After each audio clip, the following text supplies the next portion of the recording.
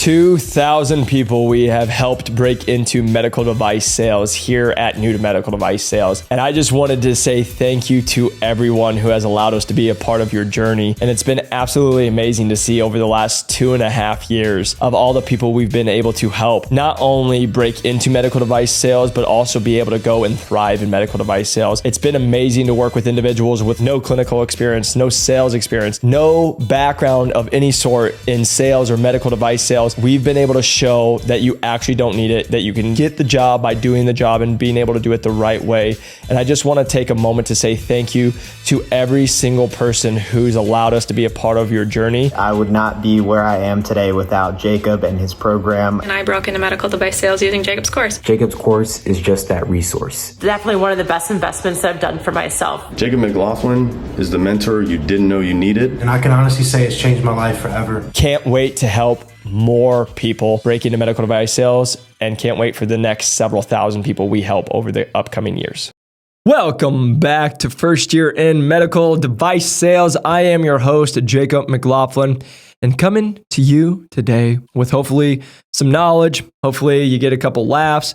Hopefully it's just enjoyable today. That's always my goal for you guys every single time we get on a podcast with you all, is hopefully we're just continuing to give you energy. We're continuing to make you guys better, continuing just to have you maybe think outside the box a little bit.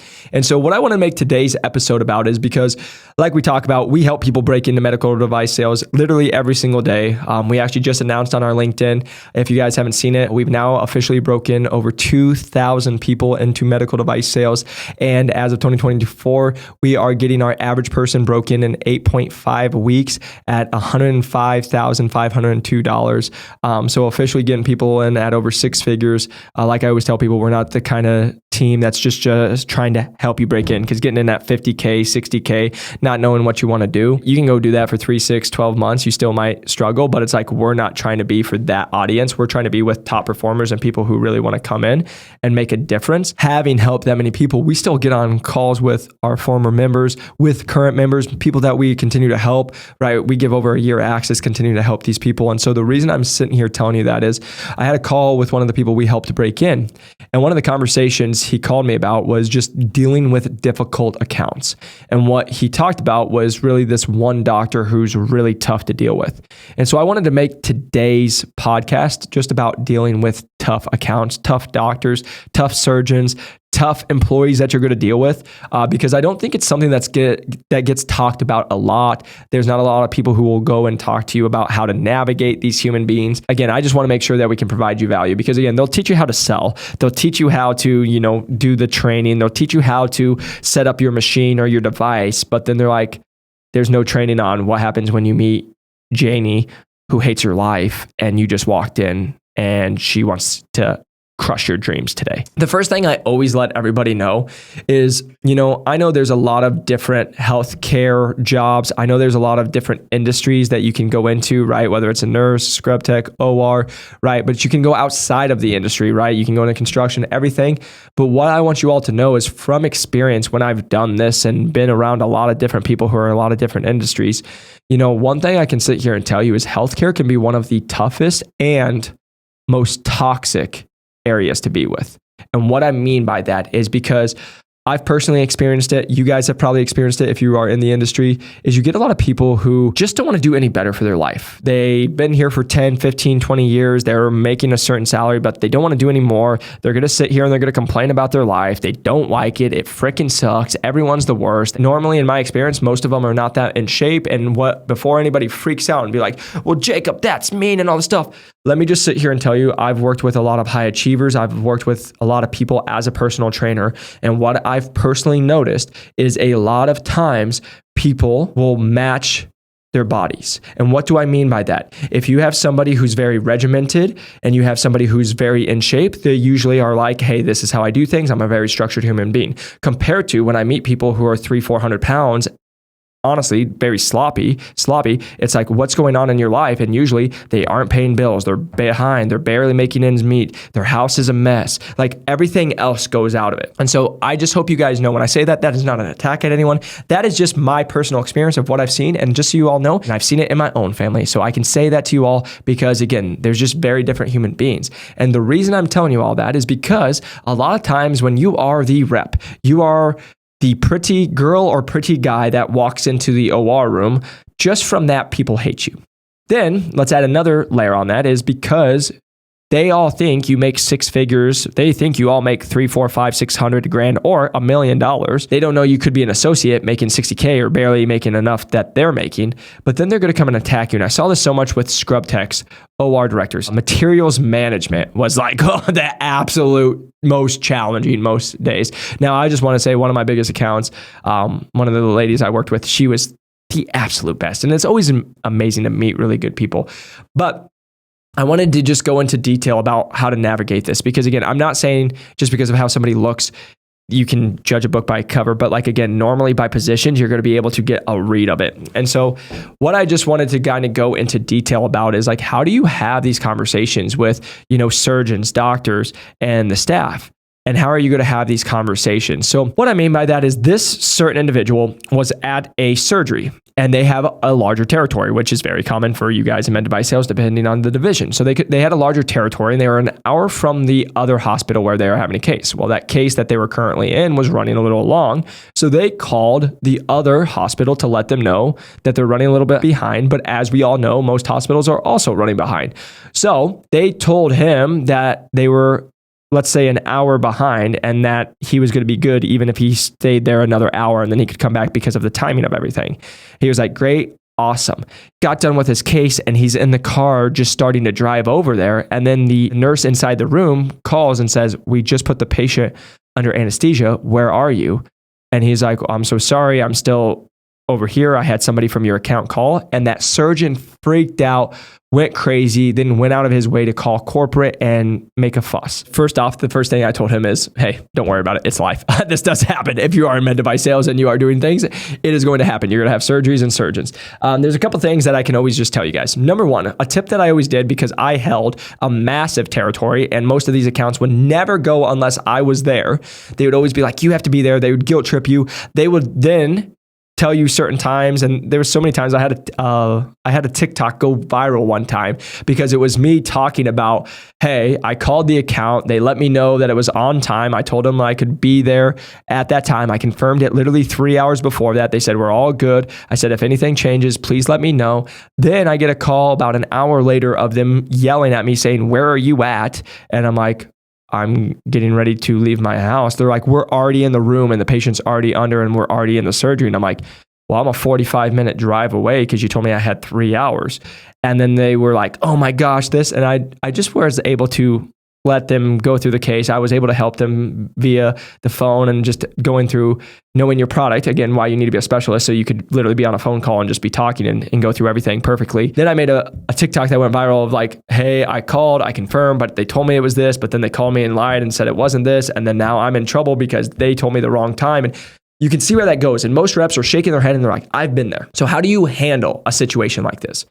Well, a couple things. One thing that I started really learning, instead of calling the front desk and just saying, hey, I'm with this doctor doing this procedure, are they running on time? And most people will be like, yeah, we are.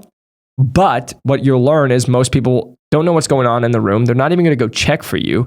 So then you're in trouble. So what I learned, and my little tip to you all was, I would say, hey, can you patch me through to that room? Even though it could be 1 or 2 surgeries ahead, why that was helpful is because normally those nurses in there were the nurses for the day there, or the scrub techs for the day. So then if I got called into the room, I can say, hey, just wanted to check. This is the rep. For the next case, I wanted to see if you guys are running on time. And I will sit here and tell you the amount of times somebody in the front desk, when I would call them, say, no, that they're running an hour behind. And then I would get called into the room and they're like, no, we're just finishing up. Doctor's doing closing right now. It was so many times. And so what I'm sitting here telling you guys is you can't just trust the front desk of you calling. You actually need to get called into the room, right? So I told this guy that, hey, tip for next time, instead of just calling the hospital and asking, be like, hey, can you tell me which room doctor blah, blah, blah with this case is going to be in? Because if you know that information, they know that you're the person that is going to be for that case. And then you're say, great, then can you get me into the room? They'll have you patch in while they're in the case. And then you talk to the actual nurse inside the case and be like, hey, I just want to see. Because also vice versa, I've had people at the front desk say, no, everything's running on time. We're going to be fine. And then I get in a call and they're like, no, Jacob, we haven't even started the case yet. Like, I had a guess, it's probably another hour or 2 hours. And then what I personally would do is I'll be like, hey, thank you so much. Can I actually just have you take down my number? And can you just shoot me a text when you guys get done with this case, right? Because there was it mattered where I was at, how long I had to travel. But that way I called inside the room. I got the information. I knew exactly what to deal with or what to do. And I asked them to go. So if there's any miscommunication, I now know because I went into the rooms, I'm covering myself. And then if someone, like for example, and it happened, like I would also double check again. Usually if they told me it's like 3 hours behind, I would call an hour and just be like, hey, just want to make sure you guys are still about 2 hours behind. It either was like, no, we actually sped up, or no, it's even delayed even farther, right? So I would just always get there. You gave the nurse your number. You could be like, hey, just let me know, keep me updated. Now, here's the thing. If they get really busy and then they don't let you know and then you go, well, again, when they start giving you any kind of crap and they're talking to you, it's like, hey, I called, you guys saw me, I was on the phone, like you guys, I asked you to help me. I try to be here when I can, but if you guys are delayed or doing stuff, I'm still running in my territory. That's how you can kind of cover yourself during a case like that. Now, number two, if you are getting to the point where you are dealing with a lot of different people, like I used to do with like a materials management, or I would deal with like nurses or surgeons.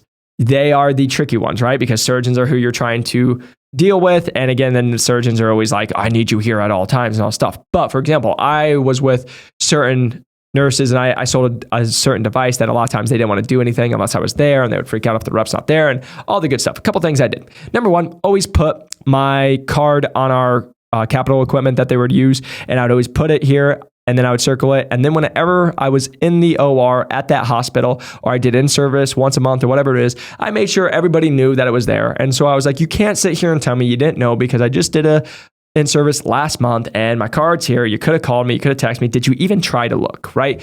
I have to hold them accountable on certain things. There was one account that was so bad, I literally had to have them write my number and my name and what rep I was on the marker board at the beginning or inside the OR, that the board that everyone looked at, just in case there was any cases. Just so you know, to make you all feel better, they still never called me, and I'd still get calls of being like, what's going on and where are you and all the stuff. And it's like, well, nobody ever let me know. So what do you want me to do? Right? So the reason I'm just sitting here telling you that is, as someone who had experience and now was like a territory manager, was being successful, I was able to have those real conversations. If you're a brand new rep, here's the hardest part, is just being like, hey, I'm new, I'm learning, and making sure that you continue to show up so you can be there for them.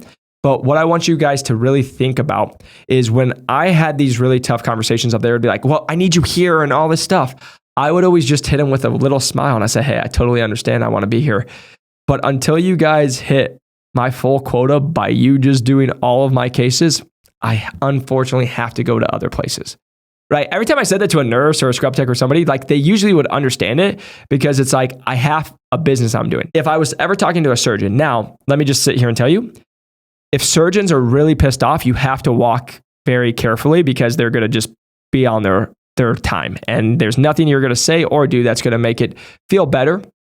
But at some points, like this person calling corporate, freaking out, trying to get this person fired, it's like, okay. So what I told him to say, like in those cases, I've had that. And again, just so you guys know, if you do this long enough and you have success and you build it to where you have more than one surgery going on a day, you're going to run into this problem eventually.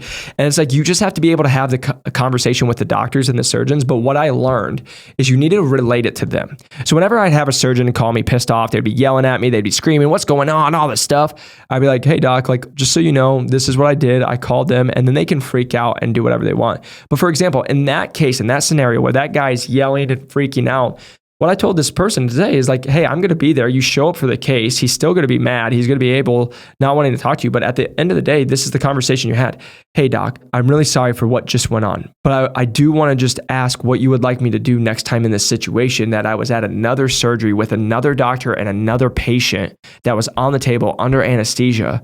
and I was in the case with them. They were having difficulties with that patient and they needed my help during the surgery. Just so you know, I called multiple times, let the hospital know that I was running behind. They told me you guys were running behind, and I just told them that I would be here when I could be and I would keep them all updated. And then they said, hey, you have 2 hours, we're good. And then not even an hour later, I'm getting a call with you guys yelling at me, freaking out because I'm not here for the case, which I communicated with the hospital about. Just so you know, I'm so sorry that I wasn't able to be here, but just so you know, so I can learn from next time, what would you like me to do in that situation? Because I was in a tough situation where I was with a patient, I was with another surgeon, I was coming to you, but I did communicate with the hospital to make sure that you guys knew I was coming. But then when they tell me I have 2 hours, 3 hours, and then you guys call me 45 minutes later, and now you guys are mad because there was no communication, I really apologize. Would you like me to text your personal number? Can I get your number? Just so you guys know. Great way to get someone's number. But then it's like, would you like me to have your personal number? Would you like me to call the nurse? Like, I just want to know what you would like me to do next time in this situation, because I never want this to happen again. When I would do stuff like that, it would de-escalate because in the moment they would have to realize and put themselves in my shoes. Now, again, let me just sit here and tell you, you will deal with some surgeons. You can't say anything. They literally won't even talk to you. They're having a day. It's nothing that you did. It's just their day. But that would happen, and that's how I would handle that situation. Now, another way I would handle a situation is I would have doctors always being like, I want you here at my cases all the time, you know, the stuff. First off, I would always encourage them and I'd be like, hey doc, you're so good. You know, like I've been with you the last 6 months, 12 months, and you've done it amazing. And it's honestly, I love just hanging out with you. Like, and you're so skilled and you're one of the best surgeons I've ever seen do this. But unfortunately, there's a lot of surgeons who aren't as good as you, doc. And a lot of times I need to go and be able to be with them so they're doing the best patient outcome. I'll still be at your cases as much as I can, but I'm not able to be at every single one because, you know, you're just an expert at this. Just so you know, I had to do this with my largest account here in Arizona when I was with Medtronic, and that doctor always wanted them. I got to the point where I was only showing up to 1 case a week instead of 1 case a day. Right. But it's because I was able to make them feel good, make them feel like they're amazing. Like, oh my gosh, you're doing God's work, but I need to go. Now, every once in a while, you can still do that. And then they would be like, I don't care. I've been in the situations where it's like, I'm not using you unless you're here. If you're not here, I'm going to use your competitor. And now they try to bait and switch. And now they try to pressure you, do all this talking. And the reason I just would smile at this is I was like, doc, I totally understand. And you got to do what you got to do. Again, just so you guys know, calling them a little bit on the bluff because that's a little unreasonable. But then this is why I would do it, because I would hit them with this. I would say, hey, doc, I totally understand. You got to do what you got to do. But doc, can I ask you a question? They'd be like, yeah, sure. And I would be like, are you able to see your patients in the office and do surgery at the same time? And then they would always smile and they're like, no, I can't. I'm like, doc, totally understand. You can't be 2 places at once. Just like I can't be 2 places at once. And doc, my goal is to always have the best patient outcome. And I've been with you for blah, blah, blah. And I believe that you are blah, blah, blah, right? Talk them up. But it's like, I'm not able to be only with you because there's other stuff. Now I would always hit them with, but doc, if you do so much volume that you hit my whole quota, I'd love that. There'd be nothing more I'd love to do than just hang out with you all day. But when I would put it that way and I would make it, I'd always relate it back to them. Hey, are you able to see patients and be in surgery at the same time? No, you can't. Just like I can't do this. I can't be at your surgery and every other doctor's surgery that wants me there, right? Guess what? Every patient wants you in their in their room when you're coming in. But guess what? You have nurse practitioners look at them. You have other MAs. You have other people go because you can't be everywhere all at once at the same time, correct? Yeah. Okay, doc. So is it right? And then you can see where I can take that conversation. So I just want you guys to know that was something I always did. Same thing with materials management. We would have them sometimes be like, I need you here. We do this much volume with you, all the stuff. And they would try to like guilt trip you into things. It's just having those conversations. The one thing I do want to preface this is I did not do this first 3-6 months. I was not being like, oh, guns a-blazing. This is after I had created a relationship. I had shown them my worth. I showed them that I kept my word. I showed them that I continued to do what I say I was going to do. And I always kept following through. I was an expert on what I sold. So they knew that I was always making sure that I was reliable. But I want you guys to know that is like, you will have these conversations that are going to happen. It is what I just told people the other day. It's not objections, it's obstacles. You just have to overcome them, right? And it's just being able to be like, okay, this is it. Let me grab it. Let me de-escalate the situation and go. But I will sit here and tell you that is one of the tough parts of being in med device sales. You're dealing with a lot of different human beings, and you're dealing with, Rick who hates you because you walk in, right? But just being able to have those conversations. Now, lastly, being able to go work with, all the different people. I worked with, when I was in the GYN, I had GYN coordinators that would literally not even talk to me when I first showed up to my job, right? And I'll never forget, one of them literally told me I had a case on Thanksgiving. Literally didn't travel back home to be with my family because of this. It was my first year. I was all excited. I was in my first 2 months. And then I text her and she's like, oh, I meant next Thursday. And it's like, she did that on purpose. You don't make that mistake, right? But the reason I sat here and telling you is, even though I was so frustrated, I'm not gonna be like, screw this person, all this stuff. I killed them with kindness. Ended up getting her a Christmas card.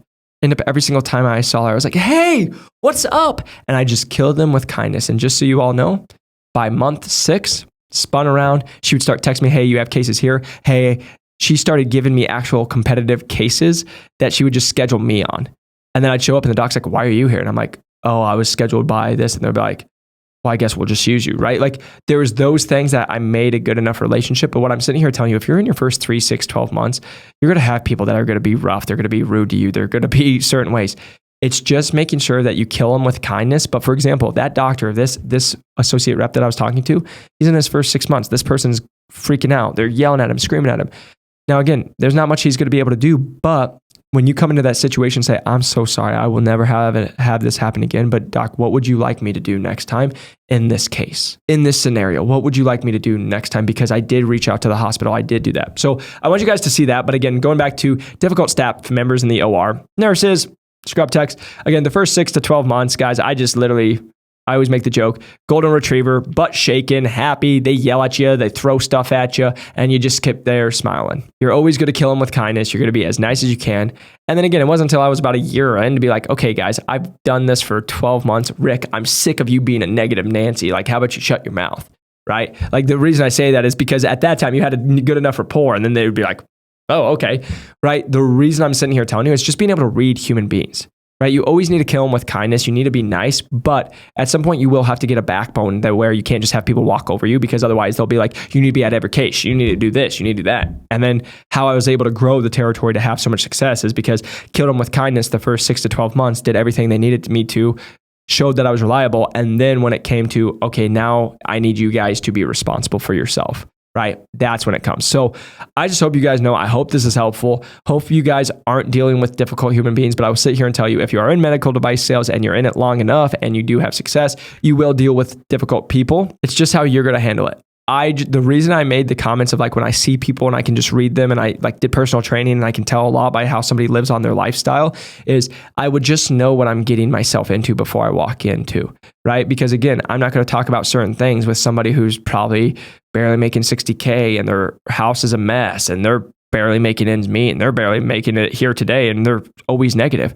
I'm probably going to have a different conversation than when I'm talking to the PA, right? Making 6 figures, doing stuff like there's a just different lifestyle. So the reason I'm sitting here telling you is just to understand that. And the last thing I'll just say, so you all can feel a little bit better. Again, it's normal to have a nurse, a scrub tech, or somebody get all mad at you. The one thing I'll sit here and tell you, I've learned from experience, the reason I tell you to kill them with kindness is because if you match their energy and if they're rude to you and if you're rude to them at all, they will then turn you in as the rep and say you're very hostile and negative to them or whatever it is, even though they're being extremely rude. But again, just so you know, had a top rep tell me when that happened to me, hey, that's going to happen because it means you're pushing back the boundaries a little bit. It's normal to have this happen. Don't freak out. I'll never forget when I was working on one of the cases, I've talked about this before, where I literally had somebody just call me freaking out. I just picked up, got done with the case, called it, and they're like, you can't be here. You're not allowed to be in our facility. And I'm like, well, that's not true. I worked with your director. Your director gave me the permission, ABC. I have the emails. And like, they just freaked out. And then they went to the higher up and said I was screaming at him and all this stuff. And I was like, I literally made a comment about like, hey, no, that's not true. We're able to be in your facility because we literally do millions of dollars every year with you guys with our product. And it got turned to, I told them they're lucky to have us because I make them money. And then it's like, I had somebody yelling at me. And the reason I'm just sitting here telling you this is you're going to have funny situations like that. Can't take it too personal. What I just I'll never forget that moment because I remember my manager was no help. They were throwing me under the bus as well. And I was like, you weren't even there. You're in Colorado. Like, what are you talking about? I talked to a rep who'd been in the industry and he's like, hey man, we understand it. We're seeing it. We know exactly what's going on. Don't feel any bad. I know exactly who you're dealing with. They're always like this to everybody. So don't feel bad at all. They always make everyone's life difficult. You're doing great, man. And just so you know, if you keep crushing it in med device sales, it's going to happen more. And people will always threaten to kick you out of their facilities. Surgeons will threaten to stop working with you. Nurses will threaten to get you in trouble. And it's just, you just play the game. You just smile, you play the game. It's stressful at times, but just understand you guys is just keep treating them the right way. Keep doing you. Handle the situations as best as you can. Go find mentors. Go find people who are going to be able to help you. But what I will sit here and tell you in med device sales, there's a lot of miserable human beings that work in healthcare. Don't let it beat you down. Don't let them tear you to where you think you can't do this. Because again, just remember, you're not there. You're not where they're at. The reason you guys are doing what you're doing is because you have a goal. You have a future you want to make. You are driven. You want to make a difference, not only for you, but probably for the people on the table, for the people that you work with, for the people that you love, for the opportunities you want for your life. And a lot of those people in there are just waking up hating their life every day. And when I realized that, life got so much easier. And the last thing I'll leave you with, I used to get so frustrated in med device sales. I used to get so frustrated with all the people I dealt with. And then my life got way easier. Because I can't remember where I heard this quote, but it was like, just start thinking about everybody is an idiot. And if they're not an idiot, then you're surprised. And I needed that. And I remember listening to it and it just goes well in life. But I was sitting here and tell you, I used to always be like, gosh, am I the only one who gets this? Or am I the only one who does my job? Why am I doing 8 other people's jobs and all this stuff? All it did was make me frustrated. And then it made me more negative, right? And then I realized everything changed. I had a lot more fun. I was always happy when I was like, oh my gosh, you're smart. I'm like, yeah. I'm like, this is amazing. You're great to work with. Compared to most people just don't do their job just enough not to get fired. But they don't do their jobs in their descriptions. They don't do all the stuff. Then it falls on the rep. And then if you don't do it, you're blamed and you're the horrible human being, even though you've done 7 people's jobs and the list goes on. So I just hopefully that can make you laugh, hopefully make you understand you're doing great. If you guys are really interested in breaking into med device sales, or you guys are in med device sales, but not currently liking what you're doing or making the money that you think you are wanting to make, you guys can reach out to us as we've helped reps go from associates to full-line reps making over 150K. Again, if you guys are breaking into med device sales, feel free to reach out. You can click the link below. Follow us at Jacob McLaughlin, new to medical device sales on LinkedIn. But again, you guys, if you can press that like and subscribe button, share this with your friends. It means the world to me. I just want you all to know I do this because I just want you to win. Hopefully you guys can learn from my experience. I know how challenging it can be. I remember the long days. I remember doing it all. And that's why I make this content, to hopefully just make you laugh, hopefully give you a little bit of value, and hopefully it just continues to help you guys crush it in med device sales and go hit quota. See you on the next one. Peace.